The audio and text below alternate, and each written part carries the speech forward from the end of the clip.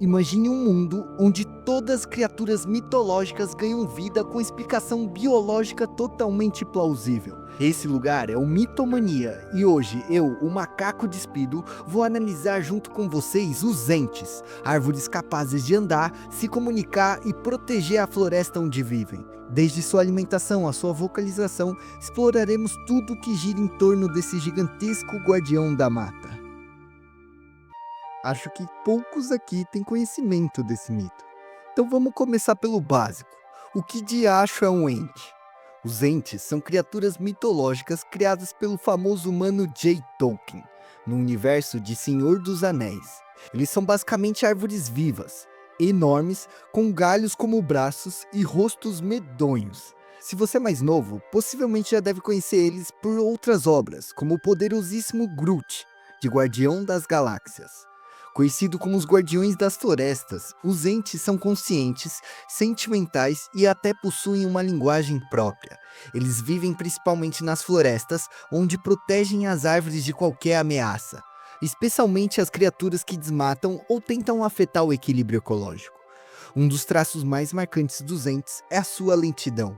Eles falam devagar, pensam devagar e tomam decisões com muita, mas muita calma. Mas quando eles finalmente decidem se mover, eles são capazes de ganhar uma força destrutiva impressionante. Além disso, eles são seres muito antigos. Eles podem facilmente alcançar 500 anos. E esse é o pouco que sabemos sobre eles. Para começarmos, precisamos então listar alguns requisitos básicos da sua mitologia. Primeiro, nosso ente precisa parecer uma árvore. Não adianta só ele ser verde ou grandão, ele tem que ter toda aquela estética de tronco, galho e uma presença imponente. Segundo, ele precisa produzir um som.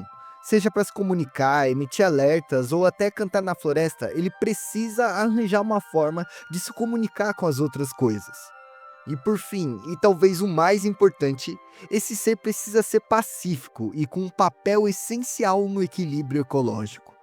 Com esses 3 pontos em mente, vamos à pergunta mais óbvia: que tipo de criatura real poderia inspirar biologicamente um ente?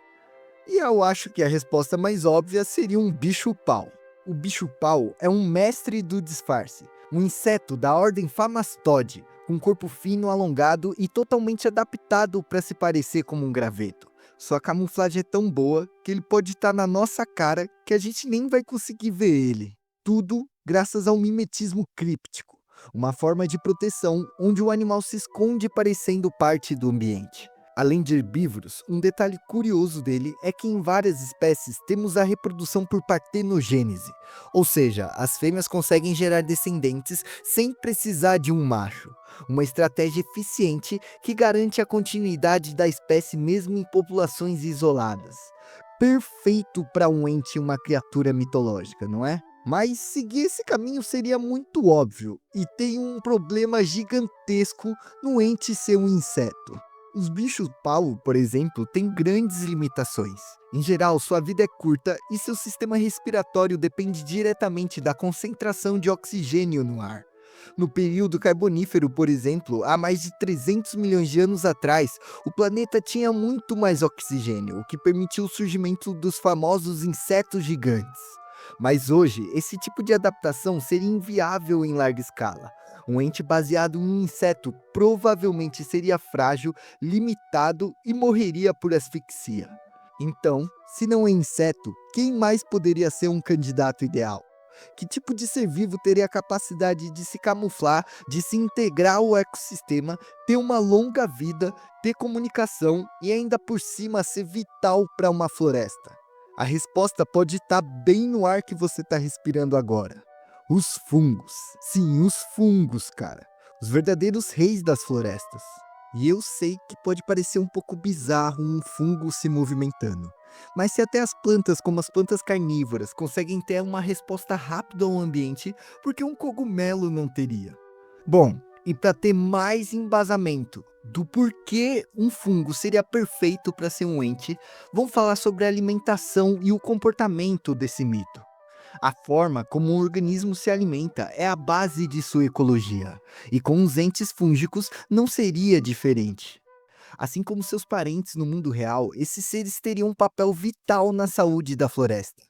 Através da expansão de suas hifas, estruturas filamentosas que compõem o corpo fúngico, ou seja, são as células que digerem as coisas, um ente seria capaz de digerir a matéria orgânica diretamente do ambiente. Folhas secas, galhos apodrecidos, troncos caídos, animais mortos, toda essa serrapilheira que se acumula no chão da floresta se tornaria alimento para nosso ente. Ele seria, portanto, o principal agente de decomposição do ecossistema, reciclando nutrientes e devolvendo a vida ao solo. Lento e colossal, esse ser preferiria se manter quase que estático, como se fosse mesmo uma árvore.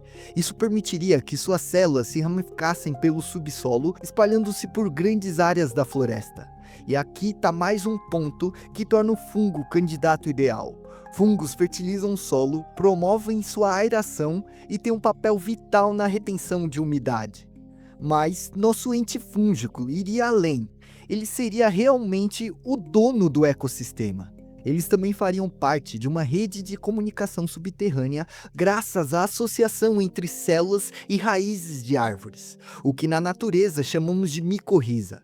Esses seres poderiam estabelecer uma conexão simbiótica que funcionaria como uma verdadeira rede de comunicação. Por meio dessa rede, os entes seriam capazes de falar com outras árvores e até com os outros entes. Eles usariam sinais químicos, alertas e talvez formas rudimentares de língua vegetal. Em outras palavras, além de recicladores e jardineiros gigantescos, nossos entes seriam também os guardiões da informação da floresta. Se um humano cortasse ou queimasse alguma árvore, rapidamente nosso protetor saberia dessa informação e com isso ele poderia tentar expulsar o invasor ou até mesmo enviar recursos nutricionais para as árvores doentes. Mas se mesmo com tudo isso, o ambiente não favorecesse sua existência, os entes seriam capazes de se desprender do solo e migrar por conta própria. E se você acha impossível, é porque você não olhou a própria natureza da Terra. A hidra é um pequeno invertebrado aquático da família do Hydrozoa, dentro do filo dos Cnidaria, o mesmo das águas-vivas. O mais fascinante sobre esses seres é que as hidras são consideradas parcialmente sésseis. Isso quer dizer que, embora passem a maior parte do tempo fixas a um substrato, como pedras, folhas ou até mesmo galhos submersos, eles não estão totalmente presas a elas. Quando o ambiente se torna desfavorável, seja pela falta de alimento ou por uma ameaça física, a hidra pode se mover lentamente, arrastando-se pela base do corpo ou até mesmo se impulsionando com um rebolado da hora. Então, um ente parcialmente séssil não seria nada bizarro aos olhos da natureza. E agora que eu acho que eu te convenci da plausibilidade da teoria do ente fúngico, vamos voltar ao primeiro ponto que levantamos aqui.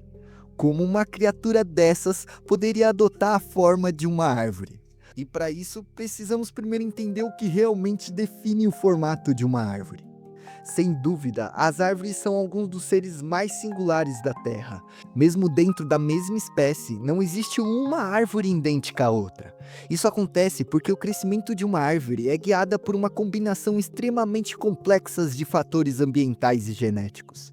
Elementos como vento, umidade, posição no espaço, tipo de solo, acidez e principalmente a quantidade e direção da luz solar são determinantes para moldar a sua forma. E é justamente essa plasticidade morfológica que torna as árvores tão únicas.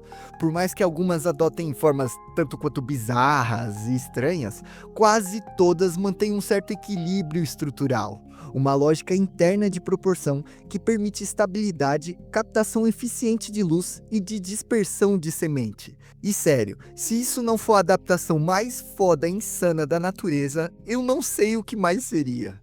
No caso do nosso ente, eu imaginei que ele se desenvolveria em uma região pantanosa, onde o solo é extremamente ácido, alagado e rico em sais minerais.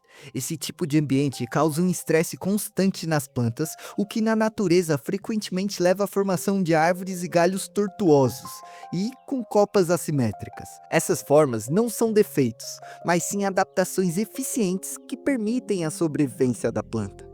Agora pensa em um fungo colonizando esse ambiente hostil e ao longo de gerações, imitando essa forma retorcida e resiliente, não só para camuflagem, mas também para captação de umidade ou até mesmo estabilidade no solo. Os fungos poderiam sim ser parecidos com árvores. Os famosos poliporos, ou chamados orelha de pau, já crescem de forma semelhante à de um galho. Se o organismo fúngico tivesse tempo e oportunidade evolutiva, facilmente ele poderia imitar esse tecido. Mas tornar o nosso ente em algo parecido com uma árvore seria simples demais, rapaziada, e aqui a gente quer mais. Nosso ente não deve imitar uma árvore, ele deve ser uma árvore. E para isso eu vou pedir a licença poética para vocês, para a gente ir um pouco mais além da biologia convencional. Vamos então imaginar o nascimento de um ente. Inspirados pelos famosos cogumelos do gênero Cordyceps, que infectam insetos e manipulam seus corpos como os verdadeiros zumbis, o nosso ente começaria a vida como um pequeno esporo, flutuando livremente pela brisa da floresta. Seu objetivo? Encontrar uma árvore vulnerável, de preferência com algum tipo de ferida exposta em sua casca, causada por algum raio, praga ou até mesmo ação animal. Ao penetrar nesse tecido lesionado, o esporo se fixa e começa a colonização silenciosa. Suas hifas espalham-se pelo interior da árvore e, diferente dos fungos parasitas tradicionais que matam seus hospedeiros, o fungo ente evoluiria para algo mais sofisticado, uma relação simbiótica progressiva. Ele se alimentaria lentamente da seiva da planta que circulam nos vasos do xilema e do floema. Mas ao mesmo tempo, ele fortaleceria a árvore infectada, atuando como uma espécie de sistema imune alternativo. Quando o fungo atinge completamente a copa e a raiz, começa o processo de integração estrutural e funcional.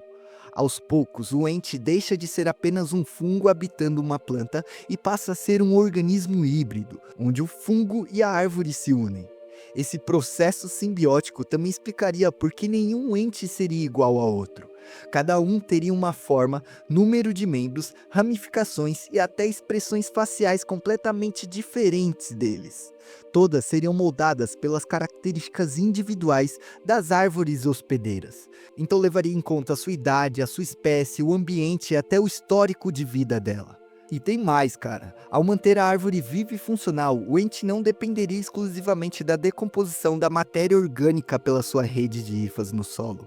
Ele também teria acesso aos produtos da fotossíntese, a energia vital das plantas, o que o tornaria um ser muito mais adaptável, um decompositor que também poderia se nutrir da luz do sol. Então, antes de finalizarmos nossa escultura e revelarmos a verdadeira voz de um ente e como ele se comunicaria, vamos fazer algo essencial para a biologia: formalizar a sua classificação taxonômica. Começando pelo domínio, o nosso ente pertenceria à Eucária, o mesmo domínio a qual nós humanos pertencemos. Isso significa que ele possui um núcleo verdadeiro demilitado por uma membrana, além de ter inúmeras organelas especializadas. O reino, como já discutimos, é o funge. Todo o conceito do ente fúngico se baseia na morfologia, metabolismo e estratégias ecológicas características dos fungos. Descendo na hierarquia, eu escolhi como filo o Mycoromycota, um grupo relativamente basal dentro dos fungos, que inclui organismos de solo e fungos micorrízicos. Muitos membros desse filo estabelecem associações simbióticas com plantas, ajudando na absorção de minerais em troca de açúcares produzidos pela fotossíntese, algo que se encaixa perfeitamente na filosofia do ente. A classe seria do Endogomyceta, compostas por fungos predominantemente terrestres que vivem em solos úmidos ou sobre a matéria vegetal e animais em decomposição. Na sequência, temos a ordem dos Endogonales, um grupo fascinante de fungos que produzem esporos inteiramente em uma estrutura especializada, conhecida como esporângio, e são capazes de penetrar o tecido vivo ou morto de diversos tecidos. A família seria Endogominaceae, composta por fungos que já demonstraram flexibilidade ecológica.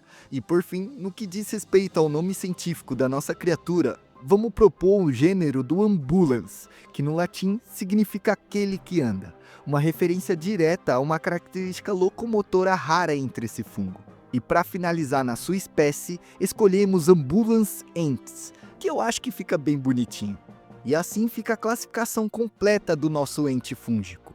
E é claro que eu posso ter errado em muitas coisas aqui, até porque eu não sou nenhum especialista em taxonomia. E como eu sei que os primatinhas escritos aqui são brabos, eu vou deixar com vocês para propor outra taxonomia para os entes aí nos comentários. Agora vamos para o que realmente importa. Como um ente se comunicaria com outros seres? Além da já conhecida comunicação química via rede de micorrizas, os entes também seriam capazes de comunicar via som. Mas não qualquer som, rapaziada, eles produziriam frequências extremamente graves, muitas vezes inaudíveis para os ouvidos humanos, mas perfeitamente interpretáveis por os outros entes. Esse som seria tão profundo e intenso que poderia atravessar vales inteiros, funcionando como uma espécie de radar ecológico, um aviso ou até mesmo uma convocação para os outros entes da região. E agora você deve estar se perguntando, mas como de acho um fungo árvore emitiria som se nem cordas vocais como nós ele tem? Bom, enquanto nós usamos a contração e o relaxamento das cordas vocais para modular o ar e transformá-los em som, os entes evoluiriam de maneira diferente. Eles desenvolveram estruturas internas parecidas com grandes sacos de ar, que ao serem comprimidos liberam ondas sonoras graves. Essas estruturas funcionam quase como se fosse uma gaita de fole natural. E se isso ainda soa estranho para você, como se todo esse vídeo não fosse esquisito, deixa eu te lembrar que os fungos já usam o ar como um mecanismo de dispersão. Espécies como os puffballs e os famosos estrelas da terra, que são nativos aqui do Brasil, possuem câmaras internas cheias de ar e de esporos. Quando algo os pressiona, seja uma gota de chuva ou um passo animal, ele libera uma nuvem de esporo e um pequeno sopro de ar comprimido. Ou seja, se a natureza já permitiu que os fungos desenvolvessem sacos de ar funcionais para liberar o material genético, adaptar essa estrutura para emitir um som não estaria muito longe da realidade. Um ente com um sistema de bolsas aéreas feitas de hifas seria completamente plausível. Dito isso, esse seria o som deles.